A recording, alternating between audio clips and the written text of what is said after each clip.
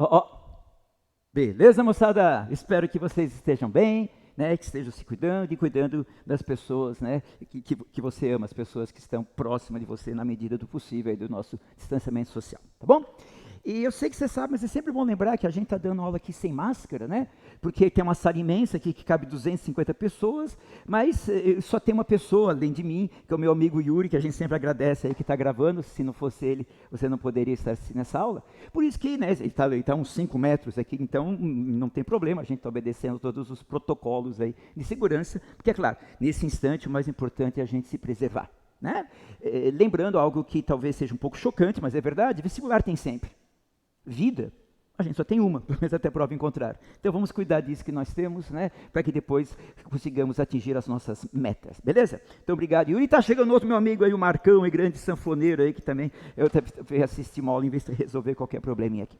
Vamos lá, vamos em frente. É a nossa aula 6 da gloriosa Química E. O assunto é o mesmo da aula passada, quando a gente começou a estudar aqueles processos físicos de separação. Eu só quero lembrar duas ideias. A primeira é que esses assuntos são muito mais comuns e muito mais importantes do que parecem, né? A gente faz processo de separação o tempo todo, em casa, no laboratório, nas indústrias, né? Na engenharia química, por exemplo, nós temos muitas disciplinas só para estudar isso. Por quê? Porque isso é muito importante. Tá? Então essa é uma ideia, as separações são muito mais importantes do que parece, e tem caído também muito em provas. E a segunda ideia, que não basta você pegar o primeiro processo que aparecer, filtração, decantação, não, você tem que, muitas vezes você tem várias opções, você tem que comparar, essa é mais barata, mas aquela é mais rápida, mas essa é mais eficiente, ou seja, aquela ideia de otimização, né? Fazer o ótimo, fazer o melhor que você puder. Tá bom? Então, são ideias da aula passada que continuam válidas na aula de hoje. E para a gente começar a aula de hoje, não estranhe, eu coloquei aqui um exercício da aula passada, porque na aula passada eu não fiz exercício, que é o exercício 5.7. Eu sei que é a aula 6, mas exercício da aula passada. Então, deu tempo de você olhar esse exercício, espero que você tenha feito, mas é um exercício muito bom, que vai nos ajudar a revisar a aula passada e já preparar a aula de hoje. Então, vamos lá. Ele dá aqui um esquema. E é importante você se acostumar com esse tipo de representação, onde você tinha uma mistura que ele chamou de A, formada por esses 4 componentes: AgCl, NH4Br, NaCl e água. E ele deu informações, então está tudo anunciado. Ele falou que isso daqui na água é insolúvel, ele falou que brometo de amônio é solúvel na água, do cloreto de sódio ele não falou nada. Por que ele não falou nada? Porque o cloreto de sódio você conhece, é o sal de cozinha, você tem a obrigação de conhecer. Na água, NaCl é insolúvel ou é solúvel? É solúvel. Então, o enunciado não forneceu, mas eu vou escrever, porque você sabe que o NaCl se dissolve na água. Conclusão. Olha, pessoal, vamos fazer de maneira organizada, né? Não vai começar a fazer de maneira tumultuada. Primeiro vamos analisar. Depois a gente vai ver as afirmações. Olha para esse sistema. A primeira pergunta é: quantas fases tem nesse sistema? Se ele disse que esse e esse são solúveis na água, você concorda então que eles vão ficar dissolvidos? Então você concorda que esses 3 componentes, o brometo de amônio, o cloreto de sódio e a água, estarão numa mesma fase? Agora, o cloreto de prata ele é insolúvel. Então, na água, ele vai formar um corpo de fundo, ele não se dissolve, é como se fosse uma areia na água. Então, aqui, eu terei uma outra fase. Concorda comigo? Então, eu tenho duas fases nesse sistema. Portanto, é um sistema heterogêneo. Agora, use o bom senso. Se eu preciso separar esses 4 componentes, esse é o objetivo do exercício. O que é mais fácil? O que é o ótimo fazer? É separar os componentes que estão dentro de uma mesma fase? Ou primeiro separar uma fase da outra? Claro que primeiro é mais fácil separar uma fase da outra. E pensa, se o HCl na água ele é insolúvel, ele vai ficar aquoso ou ele vai ser sólido? Se ele vai formar um corpo de fundo, é sinal que ele vai estar no estado sólido. E você concorda que esses dois vão estar na solução aquosa, porque eles são solúveis. Eles vão estar na solução, eles vão estar junto com a água, eles vão estar dissolvidos na água. Pessoal, quem será que esse processo 1 que segurou, que reteve o sal sólido e deixou passar uma solução? Qual que é um processo? Podia ser sedimentação. Agora, qual que é o mais garantido, mais eficaz? O que com certeza vai segurar um sólido? Uma filtração. Então, aqui, ele fez uma filtração. Quem que ficou retido no filtro? Quem que o filtro vai segurar? A solução aquosa que está no estado líquido, portanto? Ou sólido? Claro que ele vai segurar o sólido. Portanto, quem é esse sal sólido que ficou retido pelo filtro? É o HCl. E quem que é essa solução que passou, que atravessou o filtro, como se fosse um coador? É a água, mas esses dois sais que estão dissolvidos na água. Claro, então essa solução é formada por esses três componentes. Pronto, eu já separei um deles. Aí ele fez um processo que ele chamou de 2, presta atenção. Ele falou que desse processo saiu água na forma de vapor e sobrou um resíduo sólido. Pessoal, se nessa solução eu tinha esses três componentes, e aqui ele separou a água do resto, ou ele esperou a água evaporar, ou ele botou para ferver, a água ferveu, e é claro que a água é muito mais volátil, né? Vaporiza muito mais facilmente do que os outros dois. Portanto, ou ele esperou simplesmente a água evaporar, ou ele ferveu, não sei, mas não faz muita diferença. O fato é que quem que é esse resíduo sólido que sobrou depois que a água saiu na forma de vapor? Você concorda que esse resíduo sólido é formado pelos dois sais que estavam dissolvidos na água. Então, esse resíduo sólido é formado pelo HCl junto com o NH4Br. Então, repetindo, quem que foi esse processo 2? Ou foi uma evaporação, que é demora, mas é barata, não precisa fazer nada. Ou foi uma ebulição, botou para ferver, que é mais rápida, só que eu tenho que aquecer, portanto eu vou gastar energia. A ideia de otimização continua válida. Aí, nesse resíduo sólido, que eu já sei que são esses dois sais, ele aqueceu, está o símbolo aqui de aquecimento, e olha que interessante, ele falou que saiu um sal na forma de vapor. Pessoal, pensa, se aqui eu tinha algo sólido, e ele disse que saiu um desses dois sais, saiu na forma de vapor, quer dizer que um desses dois sais passou direto do estado sólido para o estado gasoso. Ou seja, um desses dois sais sofreu uma sublimação. Que coisa sublime. Então, um sublimou e o outro não. O outro continuou no estado sólido. Só que agora a pergunta, qual dos dois que sublimou? Não sei, sabe sim, o exercício forneceu. Ele forneceu, veja, vamos pegar de novo o enunciado do exercício, ele deu algumas informações que estão ali embaixo. Ele deu, por exemplo, que o ponto de fusão do NaCl, o ponto de fusão, eu só escrevi errado, aqui não é GaCl, aqui é NaCl, besta eu, aqui, desculpa, aqui, por isso que estava dando, aqui é o NaCl, corrigindo o NaCl que estava, né, na solução aquosa, NaCl, ficou torto aqui, meu Deus. Então, claro que tem que ser o cloreto de sódio, porque a GCl já saiu lá.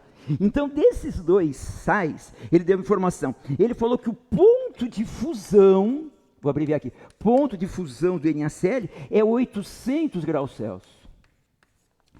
E do brometo de amônio, ele deu o ponto de sublimação, 450 graus Celsius. Vamos pensar de novo, pessoal? Então, repetindo o NaCl, tá? Então, ele aqueceu, e um dos dois passou direto do sólido para o gasoso.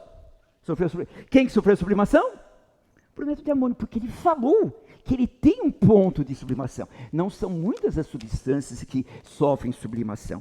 A conclusão, ele teve que aquecer, pelo menos até a temperatura de ponto de sublimação de 450 graus Celsius. Então, esse aquecimento foi pelo menos até 450 graus Celsius. E aí, quem que passou para o estado do o brometo de amônio? E quem que sobrou no estado sólido? Só pode ser o NaCl. Você poderia perguntar, mas espera aí, se eu aquecia aqui até mais ou menos 450 graus Celsius, será que o NaCl não derreteu? Será que ele continua sólido? Sim, porque o ponto de fusão dele é 800 graus Celsius. Então, se eu aquecer a 450, ele não derreteu, ele ainda é sólido. Portanto, o que foi feito aqui? Foi feita uma sublimação do brometo de amônio e sobrou aqui o cloreto de sódio. Conclusão, aqui saiu o cloreto de prata, aqui o brometo de amônio, né? A água saiu aqui, e aqui o NaCl, os 4 componentes que eu tinha no início, foram devidamente separados. E você percebeu? Eu não consegui fazer isso numa etapa só. Eu fiz em várias etapas. Isso é muito comum nos processos de separação. E outro detalhe que eu quero chamar a tua atenção. Em cada processo de separação, ó, tem que sair tem que sair duas flechinhas. Porque se saísse uma flechinha só, como nessa representação, ele não teria separado. Se eu quero fazer processo de separação, está entrando uma flechinha, mas tem que sair duas. Está entrando uma, tem que sair duas. Claro, que se não for isso, não é separação. Agora que a gente interpretou tudo, fica muito fácil respondermos as afirmações. Então, a 01, a etapa 1 é filtração? Sim. 2, etapa 2 é decantação? Não, nada a ver. A gente viu que etapa 2 pode ser uma vaporização, então nada a ver. 4, o resíduo sólido contém os sais brometo de amônio. Sim, acabamos de ver. 8, biobrometo de amônio. Sim, biobrometo de amônio. Sim. E 16, a etapa 3 envolve decantação seguida de... Não, a etapa 3 nós vimos é uma sublimação, né? Vamos escrever aqui. Sublimação, simplesmente. Portanto, falso. Conclusão, depois que a gente analisa, interpreta tudo que pode interpretar, responder as afirmações fica muito fácil, fica automático. Beleza? Então, eu escolhi esse exercício, repito, porque além de ser muito legal, né, ajuda a lembrar da aula passada e ajuda principalmente a preparar a nossa aula de hoje, a aula 6, que continuaremos falando de processo de separação. Com uma diferença. Na aula passada, a gente viu separação de misturas heterogêneas, misturas que têm mais do que uma fase. Hoje, nós vamos ver a separação das misturas homogêneas. Ou seja, aquelas misturas que os componentes estão todos na mesma fase. Como aqui também, na verdade, até já vimos, porque esses 3 componentes estavam numa mesma fase. Agora, é claro, pessoal, para pensar. Se hoje as misturas são homogêneas, se os componentes estão numa mesma fase, é sinal que eles têm atração entre eles. É sinal que eles têm uma boa afinidade entre eles. Então, eles vão querer ficar juntos. Então, você concorda que os processos de separação de misturas homogêneas são um pouquinho mais complicados, um pouquinho mais trabalhosos do que os das misturas heterogêneas que nós vimos na aula passada?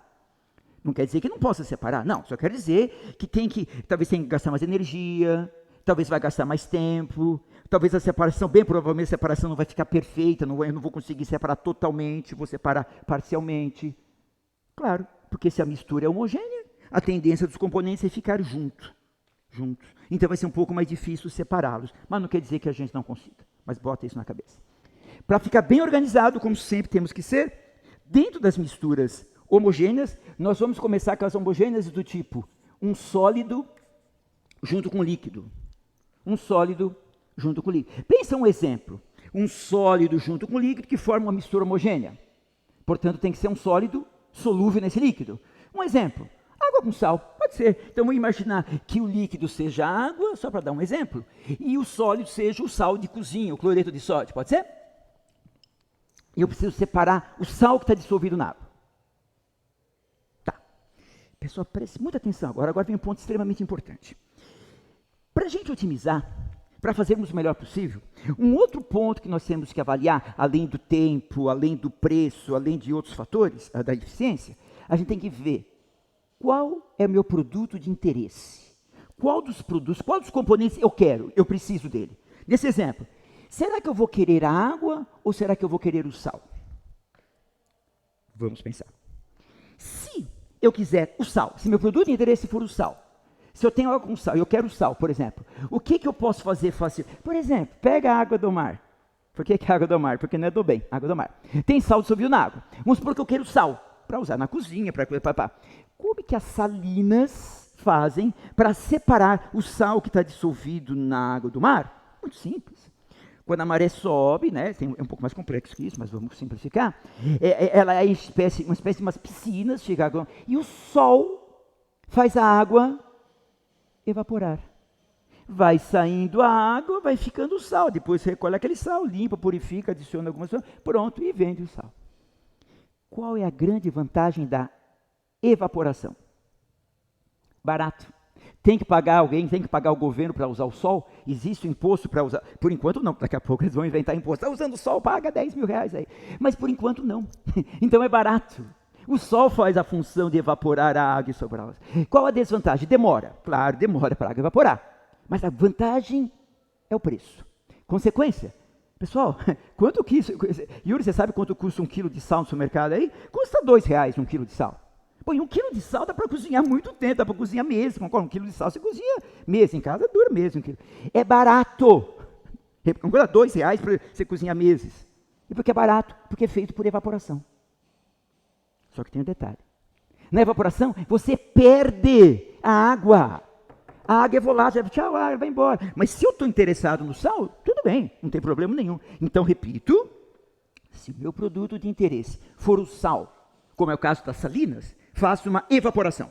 Você vai perder a água, tudo bem, mas vai ficar o sal, que é o que interessa. Segunda possibilidade. E se o teu produto de interesse for a água?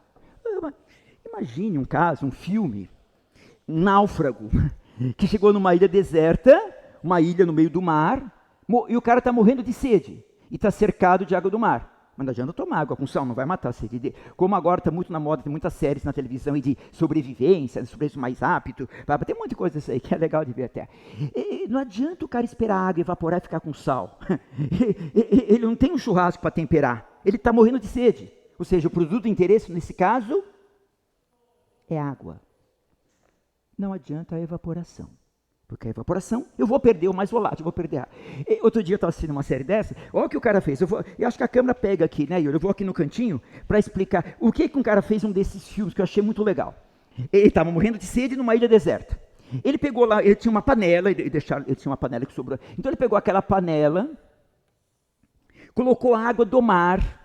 Então a água, eu vou representar, então aqui é como se tivesse o sal. Ele conseguiu fazer fogo. Então, ele aqueceu aquela... Aí ele pegou uma folha de palmeira, né, uma folha bem grande, limpou e prendeu. Ele conseguiu fazer isso. O cara era esperto, o cara era bom pra caramba. Ele conseguiu prender uma folha de árvore, assim, bem grandona, assim, meio inclinada aqui. Sim, prendeu. E aqui ele colocou um coco, ele cortou um coco na metade, muito interessante, e colocou um coco aqui, assim, e ficou esperando, O que aconteceu? Conforme aquecia aquela água do mar, evidentemente, quem que vai vaporizar? O sal, a areia, isso aqui ou a água? A água. A água vaporizava. Você sabe que a densidade do estado gasoso é pequena, portanto, a tendência do vapor d'água é subir. Só que na hora que ele subia, ele encontrava aquela folha, que estava muito mais frio do que aqui, claro, porque o vapor está quente, então aquele condensava. Então, aqui eram gotículas de água que condensaram, e como ele colocou inclinada, ela escorria, escorregava, quando chegava aqui, ela caía, ela ia pingando, pinga em mim. Ele conseguiu água. Você percebeu? A areia, o sal, ele foi, ou o que foi a água? Foi a água, porque a água é muito mais volátil. Claro que demorou, mas o cara estava no área deserta, não tinha que estudar, não tinha que fazer. Ele conseguiu água limpa, bebeu, não morreu de sede. Você percebeu a diferença, pessoal? Por que ele teve que fazer isso? Por que não serviu a evaporação? Porque, nesse caso, o produto de interesse era o mais volátil. Era a água, não era o sal. Como chama isso que ele fez de uma maneira, claro, muito simples, porque ele estava numa ilha, mas que a gente pode fazer no laboratório, pode fazer numa indústria de maneira mais sofisticada, mais caprichada? Isso chama fazer uma destilação. Isso é uma destilação. E por que chama destilação? Porque o mais volátil sai deste lado, não daquele lado, né? Então, e quando que eu vou usar uma destilação, pessoal? Quando você tiver uma mistura desse tipo, homogênea, mas meu produto de interesse for o mais volátil, nesse exemplo for a água. Destilação. Percebeu a diferença com relação à evaporação? Vamos resumir? A evaporação, eu espero mais volátil sair. Vantagem, barato. Desvantagem, demora. E outra desvantagem, eu vou perder aquele mais volátil, ele vai embora, tchau. Vantagem da destilação, eu aproveito também o mais volátil, aquele que vaporizou e depois condensou. Eu não vou perder aquele componente. Claro que eu vou gastar energia, eu tive que aquecer. Ou se fosse no laboratório, tem que... Mas se o teu produto de interesse for o mais volátil, não adianta evaporação. Moçada, eu vou pular aqui um espaçozinho, né? Mas com uma ideia, né? Por que eu usei a destilação? Por que eu não usei, por exemplo, a decantação? Qual que é a diferença? Você sempre tem que procurar alguma propriedade que diferencie um componente do outro. Você concorda que aqui eu estou usando a diferença de volatilidade? É importante a gente associar cada processo de separação a uma propriedade. O que o sal e a água têm de diferente nesse caso que eu estou usando? Eles têm volatilidades diferentes. A água é muito mais volátil do que o cloreto de sódio. Que também, se quisesse, eu poderia dizer uma diferença no ponto de ebulição. Não é nunca esqueça que quem tem o menor ponto de ebulição é mais volátil. Como eu estava dizendo, eu vou deixar aqui um espaçozinho. Eu quero também agora, ao mesmo tempo, falar para vocês de um outro processo de separação. Aqui, a gente tinha visto mistura homogênea do tipo sólido-líquido. Eu quero colocar junto mistura homogênea do tipo líquido-líquido. Vamos pensar no exemplo? Dois líquidos que se misturem bem, que formam uma mistura homogênea. Podia ser água e álcool. Pode. Então, água e álcool. Eu estou pensando no álcool comum, no álcool etílico. Vou escrever simplesmente álcool, tá? Álcool. Muito bem. Álcool comum, álcool etílico. Esse nós estamos usando bastante atualmente na pandemia. Se eu quero separar a água do álcool, adianta a filtração? Não, o filtro só segura sólidos. Adianta a decantação? Não. Adianta... E se eu botasse para ferver? Você concorda que entre a água e o álcool também tem diferença de volatilidade? Só que tem cuidado, né? Qual é o cuidado? Se eles têm diferença de ponto de ebulição, eu posso usar a mesma ideia. Sim, então eu também posso usar uma destilação. Você está vendo por que eu estou usando o mesmo nome? Aqui eu chamei de destilação, aqui também. Porque eu vou usar a mesma ideia. Eu vou usar a diferença de volatilidade entre um componente e o outro. Só que essa destilação de cima tem uma pequena diferença em relação à destilação de baixo. Pessoal, fica um pouco mais ligado agora, que isso aqui é muito importante. Vamos pensar. Se eu vou usar a diferença do ponto de ebulição, vamos comparar. Na condição ambiente, ou seja, ao nível do mar, por exemplo. Né? Qual que é o ponto de ebulição da água ao nível do mar? Você sabe muito bem, é aproximadamente 100 graus Celsius. Você faz ideia do ponto de ebulição do cloreto de sódio? É 800. Não, 800 é o ponto de fusão. Não faça confusão. 800 graus Celsius é a temperatura onde ele derrete, onde ele passa de sólido para líquido. Aqui eu quero ponto de ebulição. Claro que é maior que 800 graus Celsius. Você não tem obrigação de saber, mas é aproximadamente 1420. Vou colocar 1400 graus Celsius. Vamos pensar a mesma coisa aqui embaixo? Ponto de ebulição da água ao nível do mar, 100 graus Celsius. Ponto de ebulição. Pessoal, quem que é mais volátil, a água ou o álcool? O álcool. Portanto, o ponto de ebulição do álcool é mais que 100 ou é menos que 100? É menos, porque quanto menor o ponto de ebulição, mais volátil. O ponto de ebulição do álcool é aproximadamente uns 78 graus Celsius. Pessoal, preste atenção agora. Se eu tenho uma mistura de água com sal e boto para ferver, esquento, a temperatura vai subindo. Quando a temperatura chega perto de 100 graus, a água começa a ferver e está saindo. Pergunto, nessa temperatura, é perigoso que o sal também ferva e saia junto? Porque se sair junto, eu não separei. É perigoso 100 graus o sal também ferver ou está muito longe? Está muito longe. Ele só vai entrar em ebulição a 1400 graus Celsius. E eu estou a 100. Portanto, aqui é uma diferença do ponto de ebulição muito grande. Então, essa destilação é fácil de fazer. Eu deixo a água com sal fervendo, enquanto isso eu vou ali na sala dos professores, com todo cuidado, vou colocar máscara de novo, talvez tomar um cafezinho, fofocar um pouquinho, conversar com alguém, que a gente já tanta falta, que a gente não está vendo os nossos amigos agora. E aí vai fervendo, vai saindo água, vai ficando sal. É uma destilação fácil, tranquila. É uma destilação simples. Vamos fazer o mesmo raciocínio aqui embaixo? Se eu tenho água com álcool, começa a aquecer, aquecer, aquecer. Quando a temperatura chegar perto de 78 graus Celsius, o álcool entra em ebulição. Mas se eu continuar aquecendo, a temperatura continua subindo, daqui a pouco ela está 80, 90. E você concorda que tão perto de 100 também a água vai sair junto? Eu quero que a água saia junto com o álcool ou eu quero separar? Eu quero separar. Então aqui embaixo é uma destilação que eu tenho que tomar mais cuidado. Eu tenho que colocar um termômetro. Eu não posso deixar que a temperatura passe de 78 graus Celsius. Então, se a temperatura começar a subir, eu tenho que abaixar o fogo, eu tenho que controlar. É uma destilação mais cuidadosa, mais caprichada, que a gente chama de destilação fracionada. Fracionada, que a gente já usou essa palavra na aula passada várias vezes. Moçada, é o mesmo princípio de funcionamento, tanto na simples como na fracionada. Qual é o princípio? Diferença de volatilidade. Diferença de ponto de ebulição. O que muda? O que muda é que aqui em cima essa diferença é grande. a destilação é simples. Aqui, a diferença das temperaturas de ebulição é menor. Quanto menor a diferença, mais difícil a separação, mais cuidadosa tem que ser. A gente chama de fracionado. Geralmente aqui é entre sódio e líquido, e aqui é entre líquido e líquido. Geralmente é assim que acontece. Está claríssimo, moçadinha? E a destilação fracionada é extremamente importante. Eu vou dar 2 exemplos extremamente importantes para a nossa sociedade, onde a gente usa a destilação fracionada. Primeiro, petróleo. O petróleo, né, é um dos produtos de maior interesse econômico do mundo. E o petróleo é uma imensa mistura, principalmente de hidrocarbonetos. E como que você separa lá gasolina, querosene, óleo diesel? Principalmente através de destilação fracionada. Então, enorme interesse de usar esse processo de separação nas refinarias de petróleo, para tirar esses derivados que a gente usa aí pra caramba, de enorme interesse. E um outro exemplo, vou colocar aqui, que alguns até acham mais importante, que eu não acho, é claro que eu sei que alguns aí estão pensando em cachaça. Não, eu estou pensando no álcool combustível.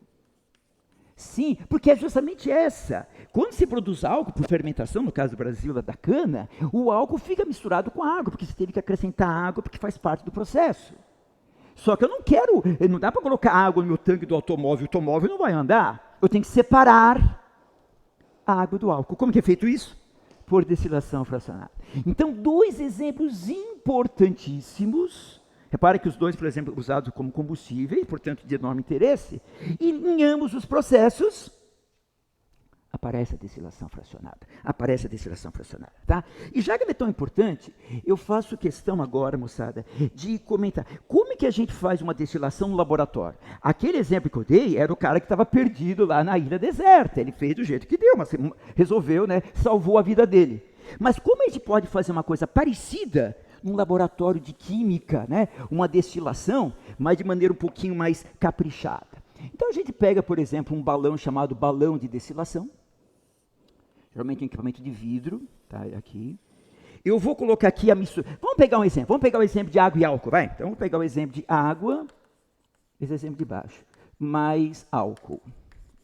Qual que é a desvantagem da destilação? Eu gasto energia. Então eu tenho que aquecer, eu tenho que ter uma fonte de calor, tenho que fornecer calor, né, para aquilo ferver, para aquele entrar em ebulição. Esse balão ele tem uma saída lateral. Ele tem e é claro, eu vou colocar aqui uma tampa, vou colocar um termômetro para controlar a temperatura. A temperatura não pode ultrapassar 78 graus Celsius. Vamos pensar o que vai acontecer? Na hora que isso aqui estiver aquecendo, quem que vaporiza mais fácil? Quem que é mais volátil? Água ou álcool? Álcool. Então, o vapor que vai subir aqui, ó, pergunto, tem mais água que álcool ou tem mais álcool que água? Tem mais álcool que água, porque o álcool é mais volátil. Claro, então esse álcool entra aqui, mas ele ainda está no estado gasoso. Mas é claro, eu não vou colocar álcool gasoso no tanque do automóvel.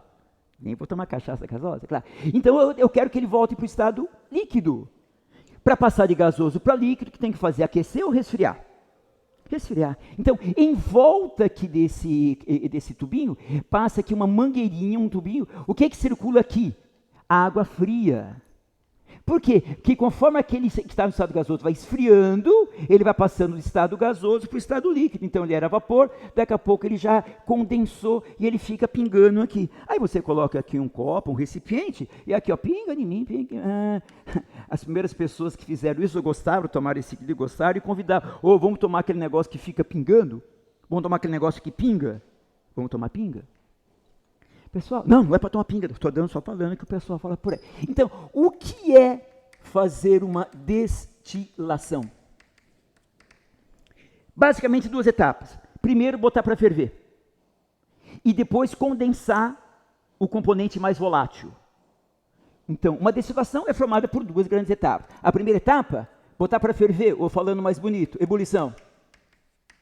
E a segunda, a passagem do estado gasoso para o estado líquido, ou seja, uma condensação. E é isso que aí nessas usinas que tem por aí no interior, muito comum no Brasil, que o pessoal chama de alambique. É isso que é o alambique. Né?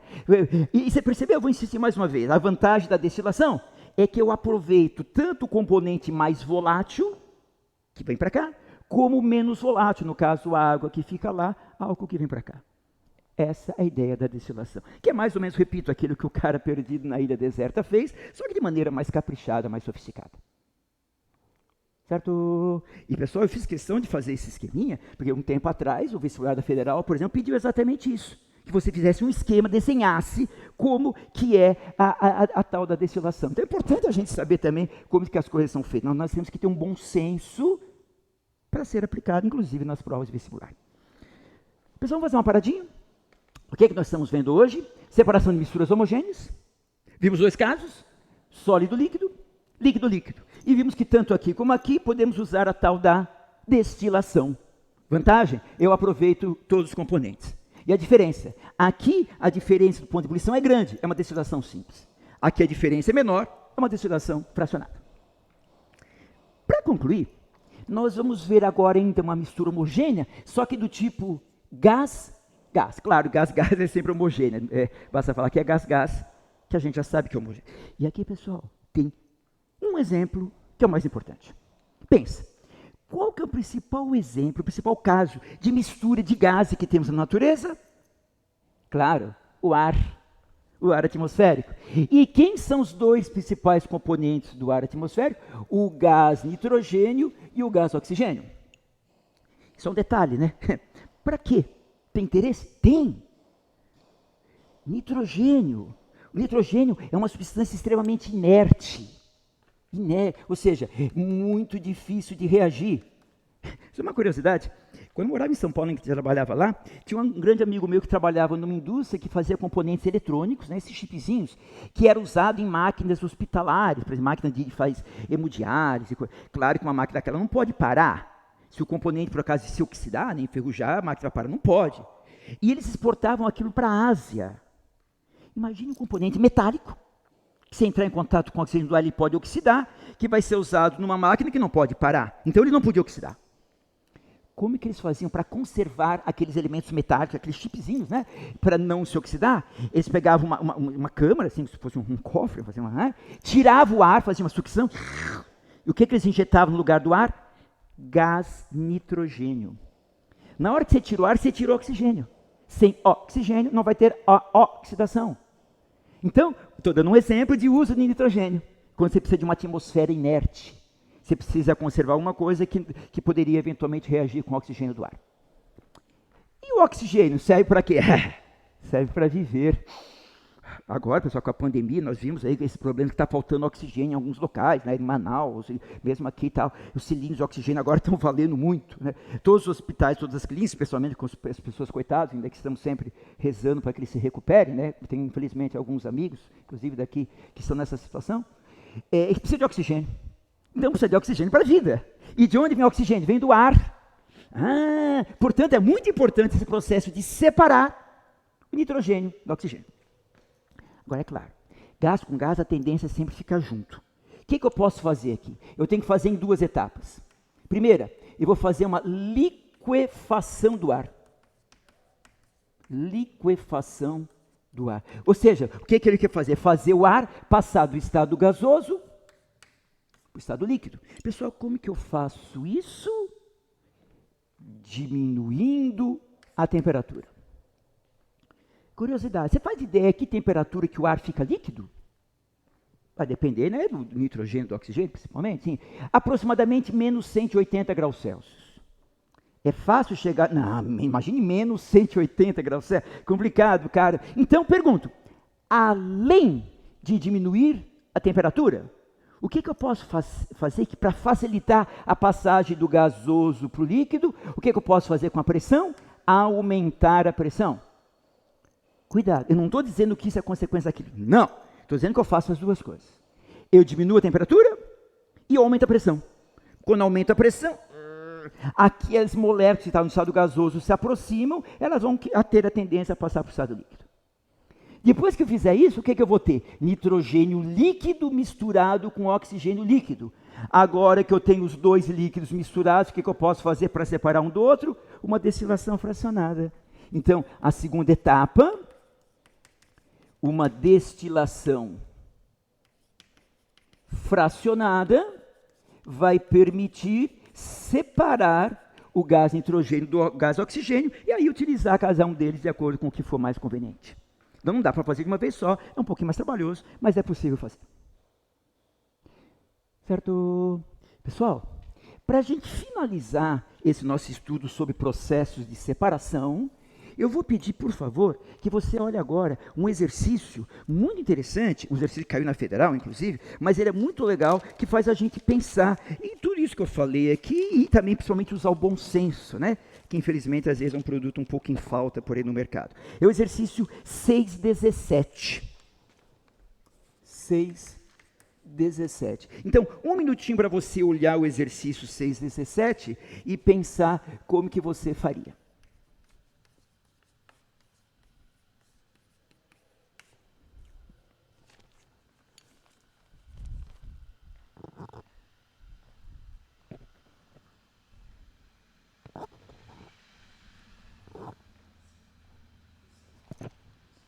Tranquilo.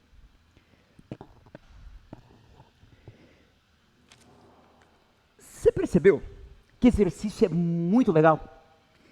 Ele fala uma ideia geral para resolver problemas e ele dá vários processos, né? Vários processos, procedimentos. Ele chamou de A, adicionar água, F, filtrar, D, destilar, I, utilizar um ímã, E, evaporar, S, secar.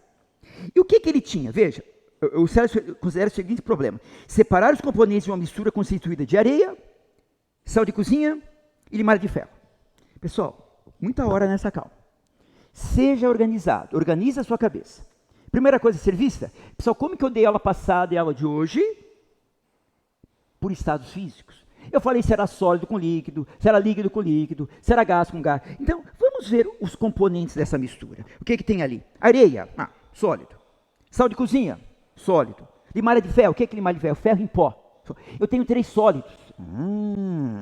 Portanto, uma mistura heterogênea, porque sólido com sólido geralmente é heterogêneo. Então, se eu tenho esses 3 sólidos, a areia, o sal e o ferro, como que eu posso separar? Vamos ver. Afirmação 0.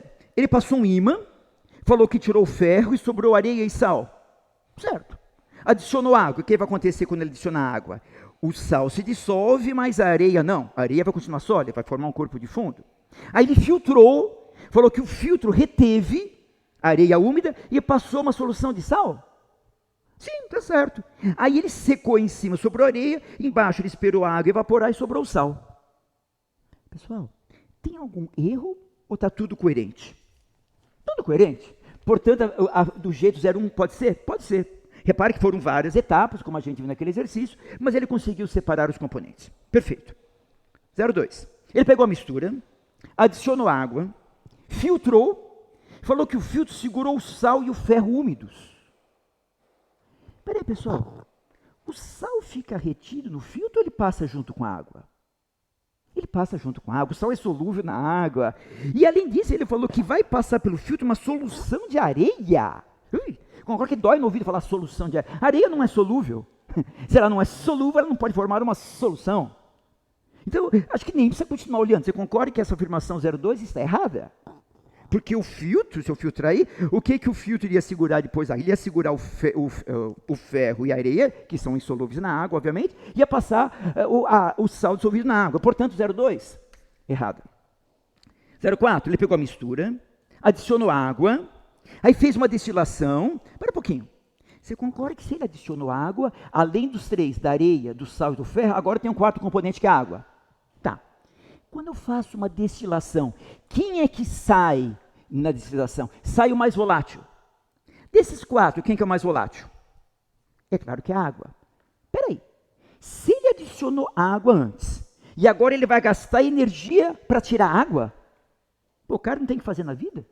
Colocou água e agora tira. Pessoal, tem alguma lógica isso? Não. Isso é otimização? Não, isso é pessimização. Isso aí é demissão por justa causa. Se o cara faz uma coisa dessa no laboratório, na indústria, ele vai embora no mesmo dia, vai ser despedido, claro. Porque é um absurdo você adicionar água e depois fazer uma destilação, ou seja, gastar energia para tirar aquela água que você adicionou. A ideia de otimização é importante, moçada. Então, não faz nenhum sentido aí o que está no 04. E ele falou que a destilação vai sair areia e ferro. Não, besteira em cima de besteira. 08.